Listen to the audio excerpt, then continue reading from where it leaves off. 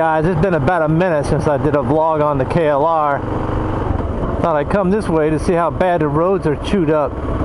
And they are chewed up, I will tell you that. They have been working on this for some time. And it doesn't seem like they're making a lot of progress. I don't even come home this way. I take a back road just because they've already got some kind of machinery in here digging stuff up. Big holes in the damn ground. It's ridiculous.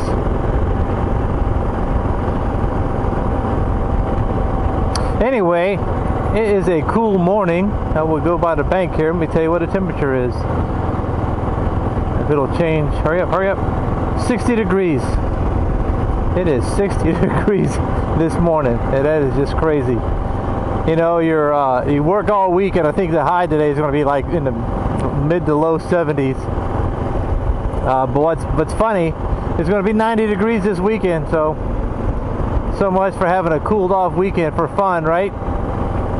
Anyway, yeah, I don't know what's going on with me and my motivation for making videos. You know, we all get into slumps. So I'm not apologizing for anything. I'm just stating the fact of why you haven't seen any videos from me, or many. And the reason is because I've just been lazy, plain and simple. Last video I did with the knives, I like that. I enjoyed reading what other people's opinions were on the topic of, you know, knives, presentation, intimidation factor. That was pretty cool, and I was lucky. I stumbled across Prepared Norseman's channel. He's got a nice channel going on there. I really like a lot of his content. Clearly, he's got some medical training. You just don't have that many videos on first aid kits and discuss how to use them without having some kind of training. Even if you don't have a medical background, and you still should have a first aid kit. At least with some gauze, bandages, things of that nature, even a tourniquet, for crying out loud.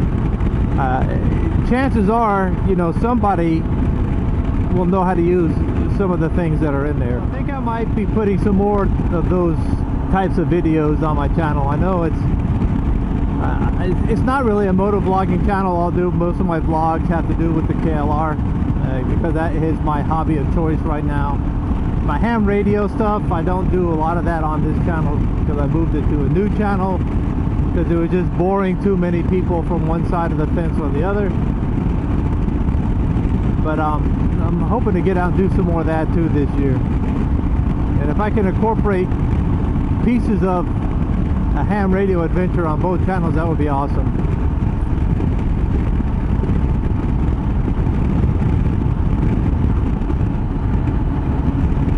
It's a beautiful morning. Too bad I gotta go to work. It'd be fun to go for a hike or a walk or a camp or anything.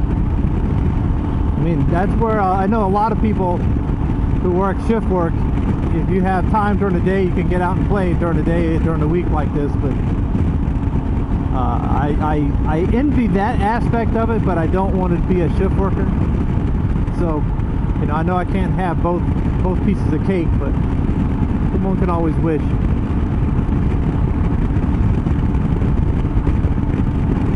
If I stay young and healthy, I'll be able to retire and get out and play around like that.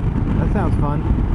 Not a lot, but I do watch some survivalist type preparedness channels. And although prepper sounds like a horrible term, when you use the word prepper, you imagine somebody with a bunker in their backyard, stocked up with ammo, and you know, ready for to fight the last fight. And I don't look at preparedness in that manner. When I say preparedness, I'm talking if you have a good toolkit on your motorcycle, you're prepared. That's a preparedness factor. You got spare tubes or a patch kit, that's preparedness. You got a cell phone, that's being prepared. Think of all these things that we have and we keep on our person, or we keep in our vehicles, or in our houses, or at work. that prepare us for different situations. So in my mind, that's preparedness. I'm not concerned with the power grid outage where people are shooting each other over a bottle of water. That's not my concern. My concern is being able to handle things myself when a situation arises. And I think we all need to think about these things sometimes. You know, you read these books that talk about, you know, I didn't read, I did the audiobook version of the Angry American series, whatever that was. And you know, within a matter of days, the society had just completely collapsed, and people were doing just the things that I mentioned earlier, you know, accosting people with violence for their possessions. And I'm sure that will occur if it was a bad situation going on here, but I'd like to think that that was a worst case scenario where everybody turned against everybody else. And I think that a lot of people are going to be looking for help more so than they're going to be looking at acting like a bunch of you know, warlords. And as a community, I think we all need to be ready to help each other. I mean, our country did it during the Great Depression. We all helped each other out back then, and I'm sure we would do it again. I don't want anything to happen to cause that, to test that hypothesis, but you know, you know, I gotta have a little faith in humanity. Although, you know, with a lot of the strange crap that's going on around the world and in our country, it's a little ridiculous. And I don't want to get on the subject too much because this is just an opinion. But you know, everybody was up in arms many years ago when the whole cloning thing was going on, and there was so much controversy about cloning a sheep, cloning a dinosaur from DNA or whatever. Yet it's expected for our tax money to be used to provide gender change operations for individuals, and I just don't understand it. How can a human think they have a right to have somebody else pay for them to alter their gender, their sex, whatever the case may be? It's not like they're getting a chromosome replacement therapy. But anyway, my point is that it's gone too far when that's not considered a crime against nature. It just isn't. I don't understand that on a whole level. We're in a time now where the biggest victim wins all the coins. So if you don't have victim status, just be prepared to be the epitome of evil. That's all I'm saying. So you can either be the epitome of evil in this world, or find a way to get yourself some victim status. I mean, you know, a lot of this stuff was laughed at, and people scoffed at it, just like the Church of the Flying Spaghetti Monster.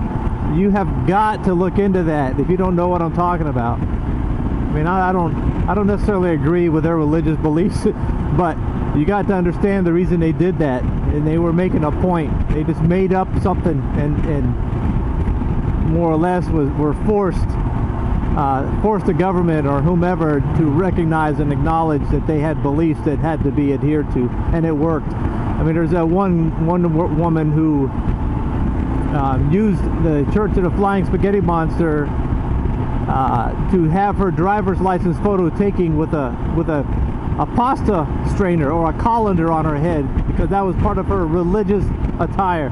So you see what I'm saying? They made a point there, but it didn't last very long. Something new came along, and so a bigger victim status. So anyway, I don't want to blab on about this because people get upset, and I don't think any of my subscribers are that way, but I don't see why anybody who is that way would subscribe to my channel. But every now and again you get a troll that'll pop in and say some smart ass comment, but I don't care. Anyway, Stand there for what you believe in, and have a good life, or go get yourself some victim status and reap the benefits of a weakening society. Talk to y'all later.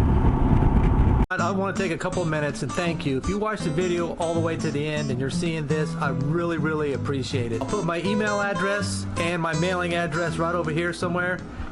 And if you have stickers you want to send me, I'd appreciate it. Talk to y'all again soon. Goodbye.